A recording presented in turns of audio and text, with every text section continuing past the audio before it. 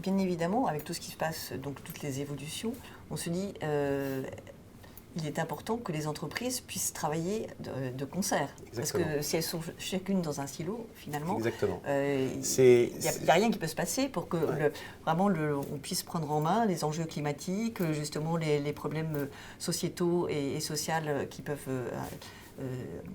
exister avec justement cette disparité qui est de plus en plus grande des richesses. Donc quel est le lien qu'on peut faire et à mettre en place? Donc est-ce que ça, c'est une des réponses auxquelles... Totalement raison. En réalité, face aux enjeux et à l'importance des enjeux, qu'ils soient sociaux ou climatiques, une entreprise seule n'a pas l'échelle d'action suffisante.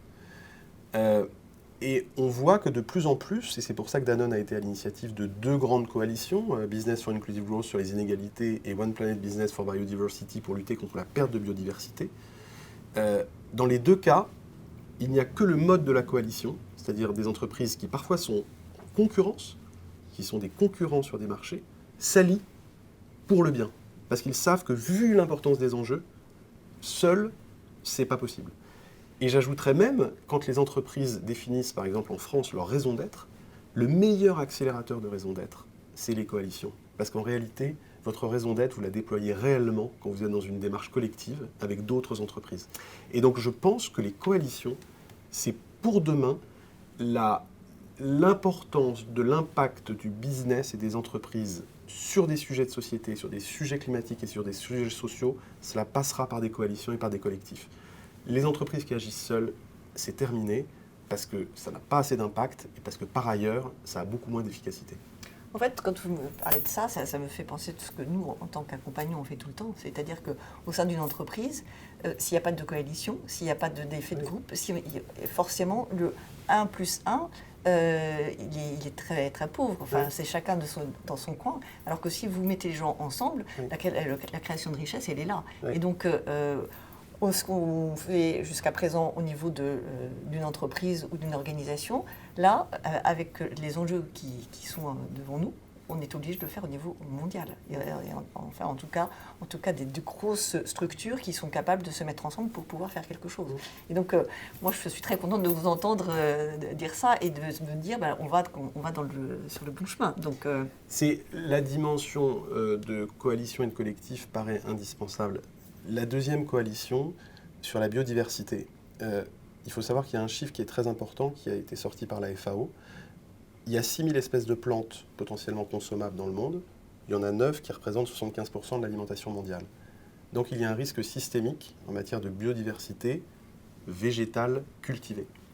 Face à cela, le fait que 20 des plus grandes boîtes mondiales de l'agroalimentaire ou du textile s'allient dans le cadre d'une coalition à l'initiative de Danone, c'est très important parce que cette coalition va agir sur la qualité des sols, sur la diversité des espèces, c'est-à-dire que ces entreprises vont s'engager à ce qu'il y ait plus d'espèces, et on parle beaucoup de biodiversité animale, mais la biodiversité végétale, c'est tout autant important, c'est la diversité de la vie. Et donc, face à ces enjeux immenses, si on n'agit pas dans mode collectif, on n'y arrivera pas.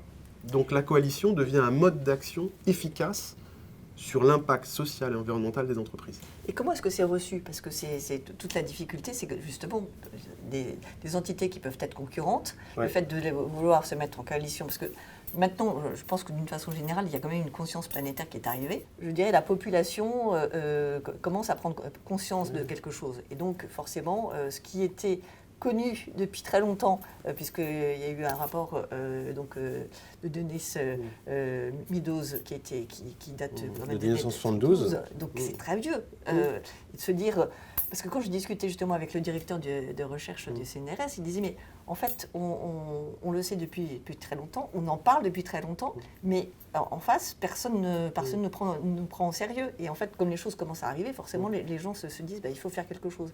Mais il y a encore et nous on le voit bien en tout cas dans notre métier, quand on veut emmener les gens vers quelque chose, il faut prendre là où ils en sont dans leur je dirais champ de conscience, donc ce qu'on appelle le cadre de référence, pour qu'on puisse ouvrir le cadre de référence de chacun pour pouvoir trouver justement cette place de coalition qui va permettre de faire autre chose. Donc comment vous y prenez pour justement emmener les uns et les autres qui sont peut-être des sociétés concurrentes à la vôtre, pour les dire il faut quand même qu'on fasse quelque chose?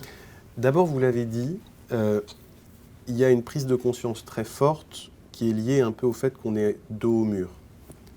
C'est-à-dire que le risque climatique existe depuis très longtemps. On en voit de plus en plus les effets concrets dans la vie de tous les jours. Ça passe par les incendies, ça passe par les canicules, ça passe par toute une série de phénomènes climatiques que les gens vivent dans leur chair. Ensuite, il y a des entreprises qui de plus en plus sont bousculées par les jeunes salariés qui rentrent et qui sont en train, d'une certaine manière, d'être les aiguillons du changement. On ne l'aurait pas imaginé il y a 15 ans. Non.